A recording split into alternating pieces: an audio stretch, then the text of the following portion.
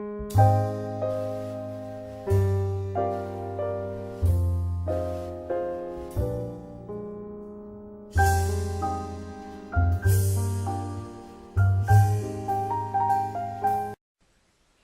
very good attempt has been made by First View Venture Group with the beginning of the Wind IPP Summit 2013, which was held at Crown Plaza, New Delhi on 17th January and 18th January for 2 days. The summit was mainly on the wind power in India, various problems and other things being faced by this sector. So this was a session which was held by uh, various speakers. Nearly 150 participants had question and answer session, and about 27 speakers expressed their views on their expertise of their companies and manufacturers. A gist of recommendations for the consideration of Government of India in specific and other participating companies in general has been prepared by me, and which is expected to be sent to the various agencies and various parts of the government for their kind consideration, so that the wind power generation is developed at a faster pace in our country. The inputs from the policymakers regarding policy framework and regulatory framework provided a useful insight which was found encouraging for the development of wind power in India.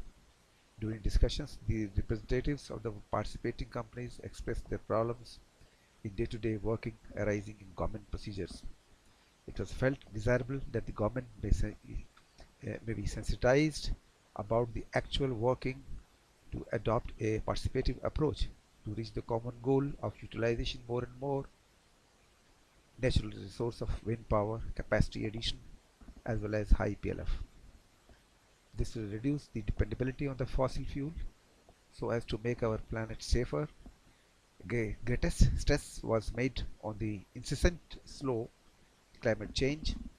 NASA studies have identified 11 hottest years since 1998, and there was a rise of 0.5 degrees centigrade since 1950 in global temperature, as a result of which Antarctica ice was melting rapidly.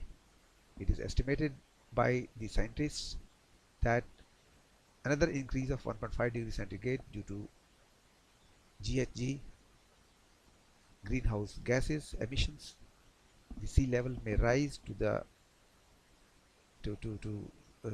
drown most of the Earth's surface, bring extreme weather, increase seismic activity, scarcity of the potable water, and melting of glaciers.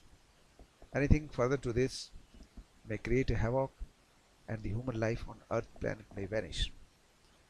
The startling figures show emission of 1.73 billion tons of carbon dioxide as in 2007, out of which 42% was emitted from power sector. There are serious implications which need to be sensitized in the government and private sectors so as to take joint corrective actions in making of the policy for environment resources and efficiency technology. The suggested action is for MNRE, Ministry of Power, CEA, and the private sector. The next recommendation is that the efficient generation is more important than capacity addition, which is requested to the private sector, CEA, the monitoring function of CEA. Next is MNRE may develop paper and improve on it for best O&M practices for efficient working over the 20 years lifetime. Suggested action is for MNRE. Specific planning may be made for utilization of intermittent and excess wind power for storage of wind energy through innovative methods. MNRE may coordinate with the state governments and CEA. The suggested action is for state governments and MNRE. India is the third largest annual wind power market in the world and provides great business opportunities for both domestic and foreign investors. The Indian wind power sector experienced record annual growth in 2011 with the addition of more than 3 gigawatt of new installations. Diverse incentives supported by a long-term policy and regulatory framework at the central and state levels have played a crucial role in achieving this goal. Wind power is now increasingly accepted as a major complementary energy source for securing a sustainable and a clean energy future for India. Why in Tamil Nadu this wind power has not been able to support the grid and is treated as a liability? The suggested action is for the Tamil Nadu government. Next recommendation is about formation of a think tank which may be formulated under the R&D section of CEA in coordination with MNRE and relevant engineering colleges. Suggested action is for CEA, MNRE, state governments, REC, which is Rural Electrification Corporation, and Planning Commission. Innovation in developing material for light blades versus high strength glass fiber and the security of wind plant would be preferable in the first instance. The suggested action is for CEA, MNRE, state governments, REC, Planning Commission. The next recommendation is that in order to tackle the demand and supply gap, the multi-directional approach may be applied. Presently, all stress is laid on the increasing capacity addition and generation. At the same time, socio-economic factors like check on population growth and hands-on training to provide skill to the illiterate and semi-literate youth, enhancing education level may be stressed in power sector also. The suggested action is for Ministry of Power, state governments, REC, Planning Commission. Technology of tapping the renewable energy is comparatively new. The mindset of all the educated strata and the group of policymakers is required to be changed to understand the reasons of higher initial cost, and they should promote the entrepreneurs to enter into the power market by adopting mechanism of renewable energy certificates, which is popularly known as REC. Suggested action is for Ministry of Power, state governments, CEA, Planning Commission.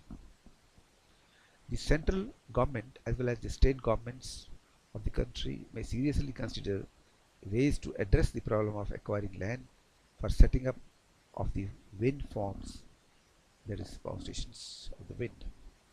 The suggested action is for Ministry of Power, state governments, central government and Planning Commission. Honorable State Electricity Regulatory Commissions (SERCs) may enhance promotion of cogeneration and generation of electricity from renewable sources by providing suitable measures and methods in line with Section 86(1)(e) of Electricity Act 2003. The suggested action is for SERCs and CERC. The state governments may consider development of the roads means to access to the sites of renewable energy plants so as to ease the transportation of equipments. The suggested action is for Ministry of Power, state governments. Financing pattern must include the reduction of IRR due to low wind generation, considering it as a regular feature. The suggested action is for Ministry of Finance, Ministry of Power, state governments. So here, this gives a view of the installed wind power capacity between April 2011 and March 2012, that is within a period of 1 year. What we find is out of this, the Tamil Nadu had an installed capacity of 1083 megawatt, which has been increased to 6987 megawatt, which is the highest among all the states: Andhra, Gujarat, Karnataka, Kerala, MP, Maharashtra, Rajasthan. and others. So at the moment, the total installed capacity of renewable sources is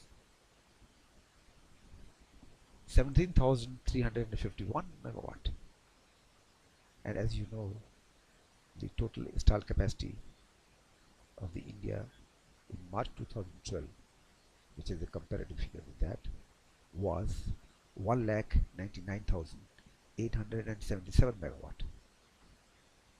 The wind power registered a contribution of 8.68%, which is sizable in our country.